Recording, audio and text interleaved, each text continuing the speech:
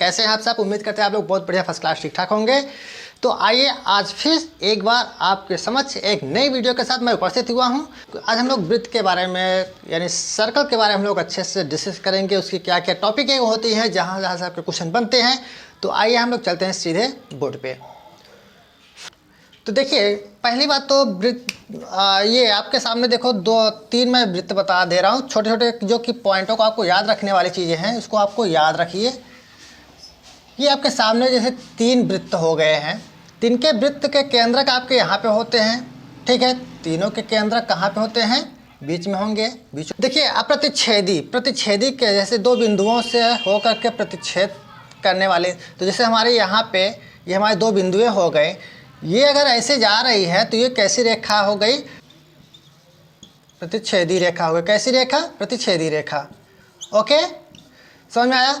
अब देखो, जैसे ये यहाँ से जा रही है कोई रेखा, तो ये देखो प्रतिच्छेद नहीं करके जा रहा। प्रतिच्छेद करना और स्पर्श करना वो बहुत अंतर होता है। प्रतिच्छेद मतलब बीचों बीच आपके जाए, और स्पर्श करना जैसे कि मान लीजिए आप 2 लोग जा रहे हैं रास्ते से, तो कहीं से टच कर गया, ऐसे टच कर गया, वो स्पर्श करना हुआ आपका। बात समझ रहे हैं?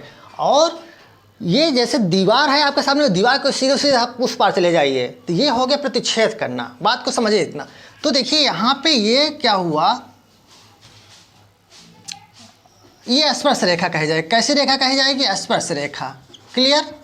छोटी छोटी बातें हैं, इनको याद रखिए, समझिए।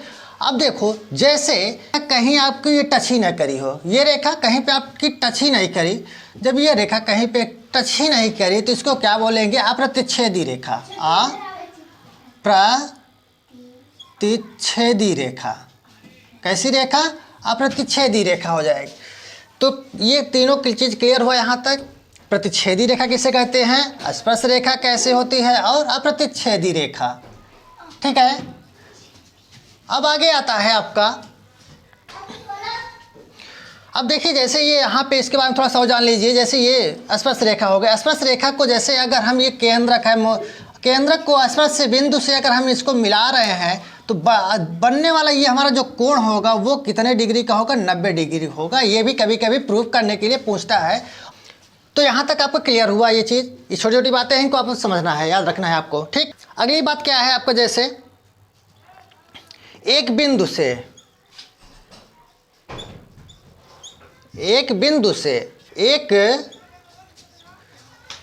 वृत्त पर स्पर्श रेखाओं की संख्या कितनी होगी, ये चीज़ समझिए थोड़ा। तो आइए इसको भी समझते हैं। ये हमारे वृत्त हो गए, ठीक है। ये इनके केंद्रक हो गए।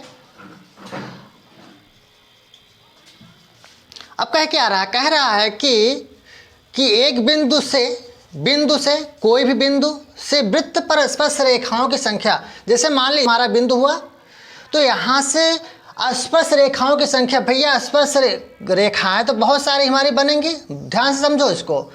रेखाएं तो कई हम निकाल सकते हैं यहाँ पे, कि अनंत निकाल सकते हैं, लेकिन स्पर्श वाली बात अगर जहाँ पे आ रही है, तो स्पर्श वाली बात तो देखो कहीं भी नहीं हुआ। तो अर्थात वृत्त के अंदर, अगर यहाँ पर आप लिख सकते हो कि वृत्त के अंदर अगर कोई भी बिंदु है, तो एक भी स्पर्श रेखा नहीं होगी, ठीक है। और अगर वृत्त के किनारे, जैसे यहाँ पे वो स्पर्श रेखा होगी, तो कितनी रेखाएं खींची जा सकती हैं? एक रेखा। कितनी रेखा? एक रेखा। अब चाहे यहाँ पे होता तो भी आपकी एक ही रेखा स्पर्श से होता, क्योंकि भाई वृत्त को स्पर्श करने वाली एक ही जगह से आपका स्पर्श होती। यहाँ पर होता तो भी एक, यहाँ पर होता तो भी एक होता। बात यहाँ तक सेकंड नंबर के भी समझ में आ गया। पहला ये हो गया, दूसरा ये हो गया आपका। तीसरा नंबर पे आता है आपका, जैसे कि वृत्त के बाहर, जैसे यहाँ पे हमारा कोई होता, यहाँ पर होता हमारा बिंदु, तब कितनी स्पर्श रेखा खींची जा सकती? तो एक ये होती और एक ये होती। अर्थात यहाँ से देखो स्पर्श कर रही है दोनों, तो 2 रेखाएं, यहाँ पे 2, कितनी रेखाएं स्पर्श खींची जा सकती थी? 2 रेखाएं। आप लिख सकते हो इसको, ठीक है। इनमें ये भी क्लियर हो गया, ये भी क्लियर हो गया, ये भी क्लियर हो गया। तो अब आपसे अगर पूछा जाता है अगर, तो आप बता सकते हैं कि एक बिंदु से एक वृत्त पर कितनी स्पर्श रेखाएं खींची जा सकती हैं। क्लियर यहाँ तक? अब चलते हैं आगे हम लोग, ठीक है। क्वेश्चन कैसे बनते हैं आपके, तो इसमें क्वेश्चन ऐसे बनते हैं कि एक वृत्त पर स्पर्श रेखा अधिकतम कितनी खींची जा सकती है या फिर न्यूनतम कितनी खींची जा सकती है। एक वृत्त के अंदर स्पर्श रेखाओं की अधिकतम संख्या या फिर न्यूनतम संख्या कितनी होती हैं। तो अगर अधिकतम पूछ रहा है तो अधिकतम में आपको लिखना है अधिकतम से 2 और न्यूनतम पूछ रहा है न्यूनतम में 1 रेखा, ठीक है। ध्यान नोट करने वाली बात आपकी यहाँ पे ये है कि वृत्त पर खींची जाने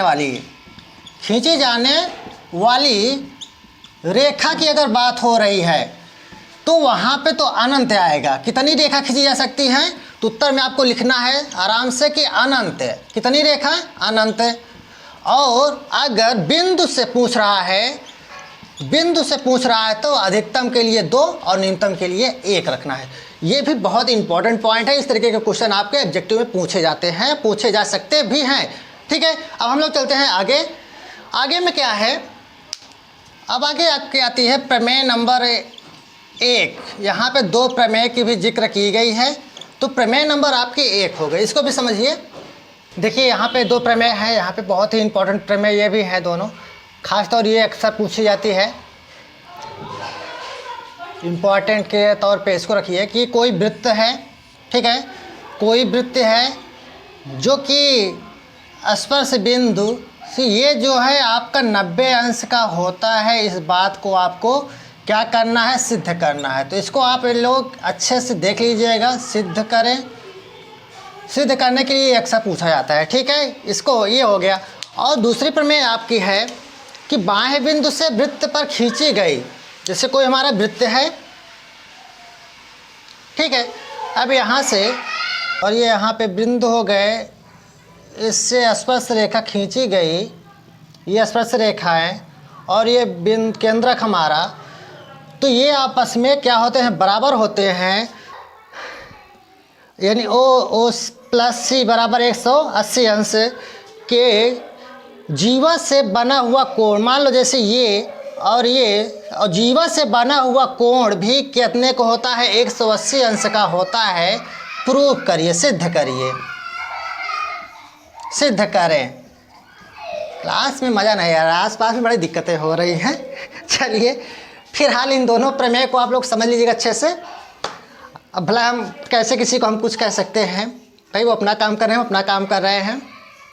चलिए ठीक है, इस पर भी आप इन दोनों प्रमेय पर आप लोग विशेष ध्यान दीजिएगा, इनको तैयार कर लीजिएगा। और जो कि बोर्ड के लिए बहुत इंपॉर्टेंट प्रमेय है, 2 में से 1 आपकी आनी निश्चित होती है, ठीक है। तो ठीक है प्यारे बच्चों, हम लोग मिलते हैं अगले नेक्स्ट क्लास में। तब तक के लिए नमस्कार, जय हिंद।